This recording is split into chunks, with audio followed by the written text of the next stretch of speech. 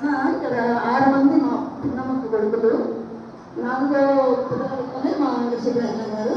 తర్వాత ఒక్కటే ఒక గుంతుల చెల్లెలు ఉంది.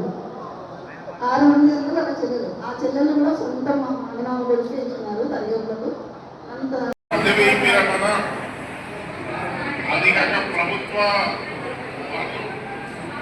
పదవి వివరణ పొందుతున్నారంటే సంతోషమా దుఃఖమా అనేది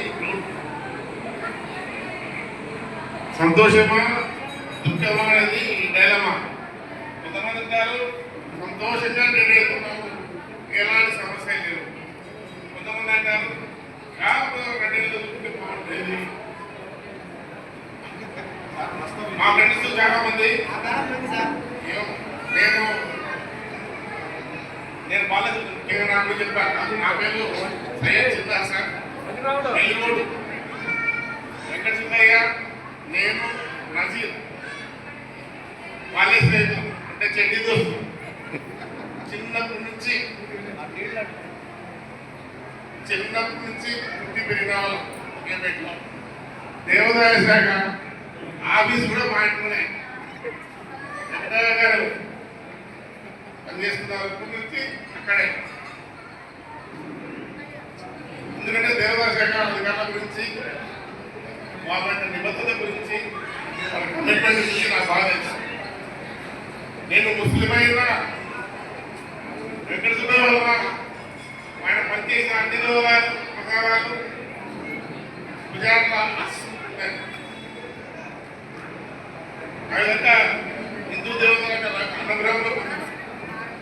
ఇతను నా కాలేజ్ స్నేహితుడే కాదు, నేను లెక్చరర్ అయినప్పుడు స్టూడెంట్ లెక్చరర్ ఉన్నప్పుడు నా స్టూడెంట్ కూడా మళ్ళీ స్టూడెంట్ అయితే ఎట్టిందని సినిమా వస్తుంది. కానీ వాళ్ళ కుటుంబ సభ్యులు కానీ వాళ్ళ బంధుమిత్రులు కానీ మా కుటుంబానికి చాలా మా కుటుంబాల్లో కుటుంబ సభ్యులు మాత్రమే వాళ్ళంతా ఉంటారు.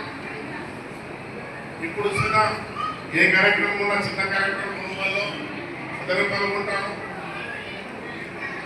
అందరూ కలిసి చేసుకుంటాం, సుఖమైన కలిసి చేసుకుంటాం. కానీ ఈరోజు వెంకట సుబ్బయ్య రిటైర్ అవుతున్నా అంటే ఒక విషయం చెప్పాలి సార్. మీ దేవాదాయ శాఖలో అనారోగ్యం కొద్దిగా మానసిక కొద్దిగా చిన్న ప్రాబ్లం పెద్ద ప్రాబ్లం అనుకోండి, ఎంత సహాయం చేసి రిటైర్ అయిన మీరు కేవలం చాలా చాలా ఎంతో గొప్ప విషయం.